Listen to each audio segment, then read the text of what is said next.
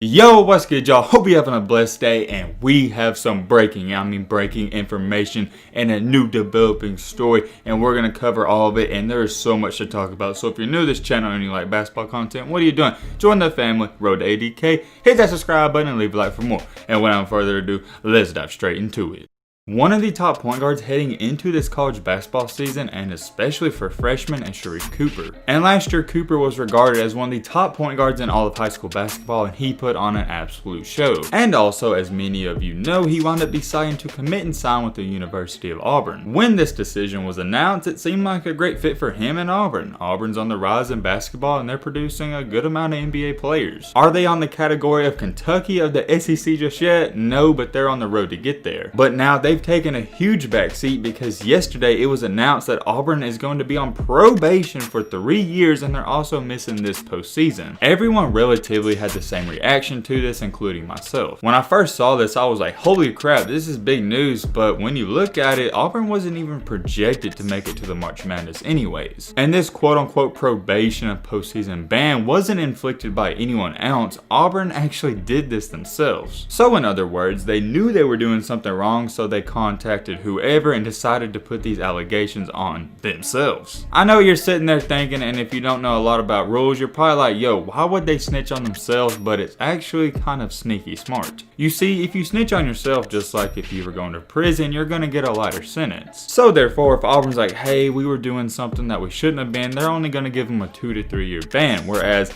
if the NCAA found out they was doing something and they didn't tell on themselves, they would probably get a 10-year ban. You get the point. Anyways, let's move on and continue forward. All of that's been going on the past couple of days, but today is when the breaking and big time news came out. As I'm making this video, this is still a developing story, so if there's anything to add to it, I'll definitely make an updated video. But as of right now, the sources are telling ESPN that Auburn's 5-star recruit, Sharife Cooper, hasn't practiced in weeks and is exploring potential options to go overseas. This is huge because keep in mind, look at the text. He didn't sit out and practice today or the past few days. He hasn't practiced in weeks. So he knows something has been going on and something's not right. He hasn't practiced in weeks because also they later added that he's trying to find out if he's going to have eligibility, and they're investigating this whole situation. Now, as to whether Sharife and his family did something wrong or if Auburn did something wrong, we don't know all of that just yet. It's being reported, but I can't confirm it just yet, but apparently there's nothing wrong on Sharife's end. It's all on Auburn's end. We're not even close to being done, so do not click off this video just yet. We got some more crazy stuff.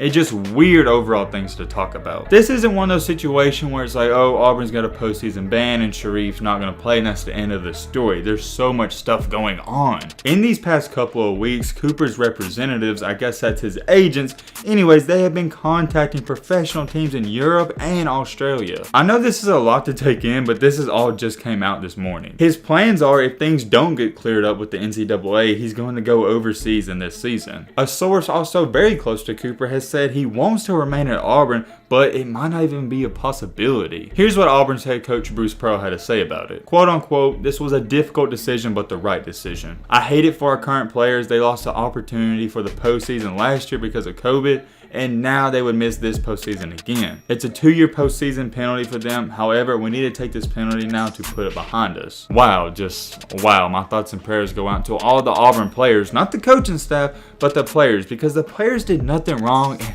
let me know in the comment section what you think about this. I just can't get over it. This isn't right. So Auburn, the university, is doing illegal stuff, right?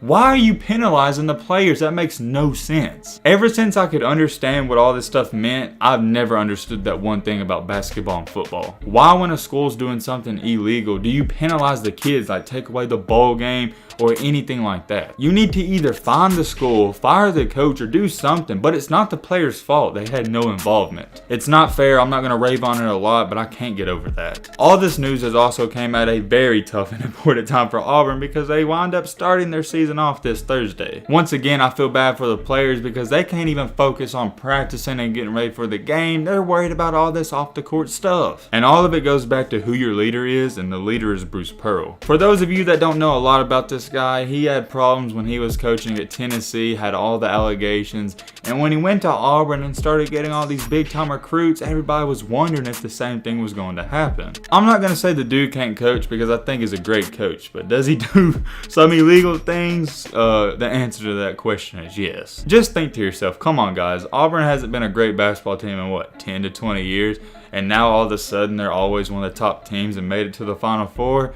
Something's going on there and it smells a little fishy to me. But hey, maybe that's just me. This also may just be the start of things because last night the Auburn coaching staff had a meeting with the parents from every player. As to what was said in that meeting, we do not know, but it doesn't take a rocket scientist to figure out. They're probably explaining what's about to happen. That's enough talk about Auburn and that entire big blow up of a mess. Let's get back on track with Sharife and what's next for him. Going into this year, if he performed pretty good at Auburn, I thought he had the potential to be a one and done type of player. Everything may clear up, but the way it looks right now, it's not going to happen and he's going to go play overseas. Yes, overseas is good because you're going to get money and stuff, but I just don't think it's a good route. When you go over there, people forget about you. You have no TV exposure, and if you don't go off like RJ Hampton, he didn't go completely off, he fell in the draft boards. If RJ Hampton would have went to a Division I school and did what he did overseas, he would have been a lottery pick. The fact is, if you go overseas and if you don't have clout like LaMelo Ball in that family,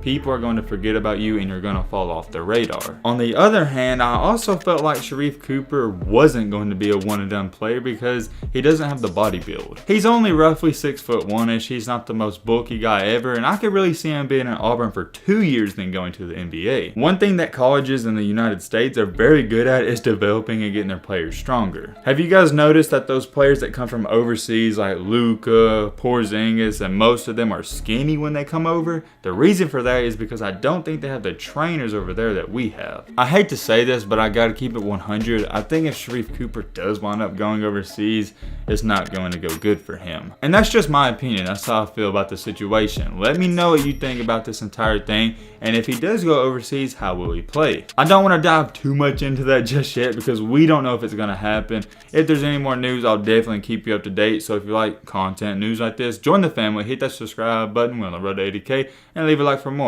And all this being said, that's going to wrap up this video. I hope you guys enjoyed. And as always, let's be great. I'm out, y'all. Peace.